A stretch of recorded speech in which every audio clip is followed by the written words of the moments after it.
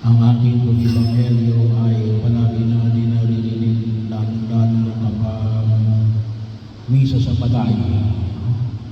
Isa ito sa palaging ginagawa namin. Huwag kayong mabalisa. Marami yung tawag sa tinatawag natin pagkabalisa. Ngayon, sa kalimitang tawag natin ay stress. Marami rin yung mga bagay na pwede ikapakapagbalisa natin. Marami rin yung mga signales ng pagkabalisa. Isa na ulit ay yung hindi makatulog. So, at ano yung kalimitang ikinapabalisa natin? Yung kawalan na seguridad. At yung kawalan ng seguridad ay tumataas yung pakiramdam niya kapag tumatanda, no?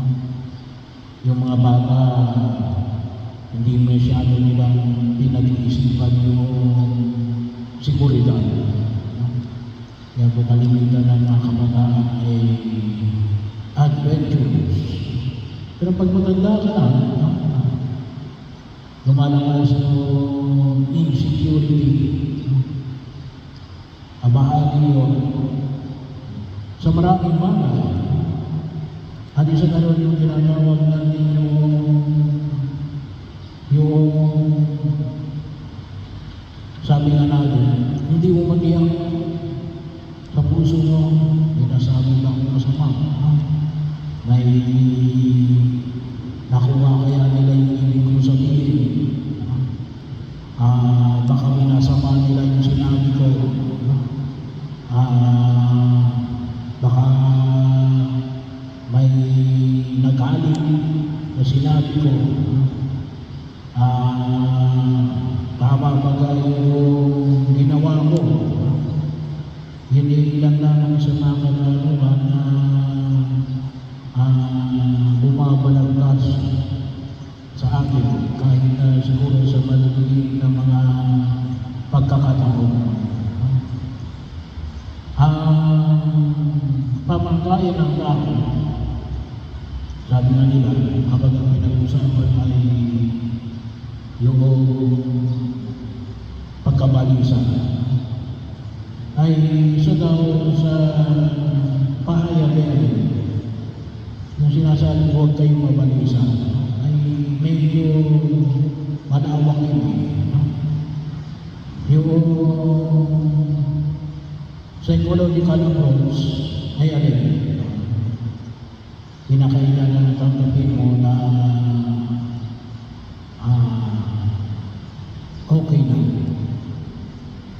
na hindi mo mahawakan ang iyong seguridad. Okay lang na maaaring hindi mo kaya hawakan kung ano yung pwedeng maging outcome. Okay lang na maaaring hindi ka nila naiintindihan. Okay lang din na hindi mo rin sila naiintindihan. Bahagi mo yun. Mga pagkakataon na makita ko natin sa naiintindihan ko. Samantala, kahit na nga naman mag-isip ka, kahit hindi ka nila naiintindihan, mababalisa ka na rin. So yun yung psychological approach. Acceptance that sabi nga, may mga bagay na hindi natin kayang hawakan. Bahagi yun na kung saan yung nakita natin. Kaya bahagi rin yun ng pagkilos na nawa ay may padala natin sa ating sarili. Na okay lang na nararamdaman natin ang pagkabalisa. mayroon tayong imperfection. Hindi nang hulugan na may posisyon ka o mas may edad ka, ay hindi mo na naranasan yun. So isa po yun. Pangalawa, ay yung spiritual approach. Bahagi yun na kung saan ay makita ko natin. Kaya tamang-tama nga ako yung hamon na pinamamanig ng simbahan ay taon ng jubileo. Pag-asa na makita natin, na nawa makita natin na lahat ay may pag-asa. Maaaring hindi natatapos yung ating pagkilos. Mayroong hinihintay tayong kahinaglan. At pangalawa rin, nakita ko natin sa spiritual approach natin, yung awa ng Diyos. Yung awa ng Diyos na hindi tayo mababayaan ng Diyos. Basta alaman natin na kasama natin ang Diyos. Yun yung mahalaga. Kahit saan tayo mapunta, okay lang, bakit?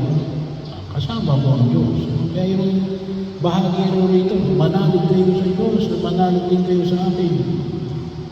Sa bahay ng aking ama ay maraming silid. Kung hindi kayo, sinabi ko na sana sa inyo, at paroon ako upang ipaghanda kayo ng matitira. Bahagi ko yun. Paroon ako parang ipaghanda kayo ng matitira. At ano pa sinabi ko, bumalik ako at isasama kayo sa patutunguhan ko. So yun, napakahalaga.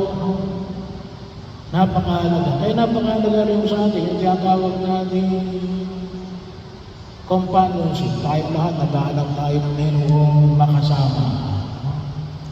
Pero hindi sa lahat, huwag natin kalimutan natin, sinasamahan palagi tayo ng Diyos. Palagi tayo sinasamahan ng Diyos. Sa Ebanghelyo, ipinahayag rin. Makita mo natin na kung saan ay sa gitna ng ating kahinaan at kakulangan. Noon po sa piyesta ni Mateas, sabi nga ko natin ng 14, na yun yung dahilan kung bakit nagpakamatay si Judas. Akala niya ay wala na siyang pag-asa. Akala niya ay sa gitna ng kanyang kahinaan at kakulangan ay iiwanan na siya ng Diyos. Bahagi mo yun. At ganun po kumisan yung mga kapatid natin na nag-iisip at yung iba'y nagtagumpay na mag-suicide. Kasi nawalan sila ng pag-asa. Nawalan ng pag-asa. At malaki yun, ngayong panahon na ito, malaki yun yung tawag natin, yung insecurity.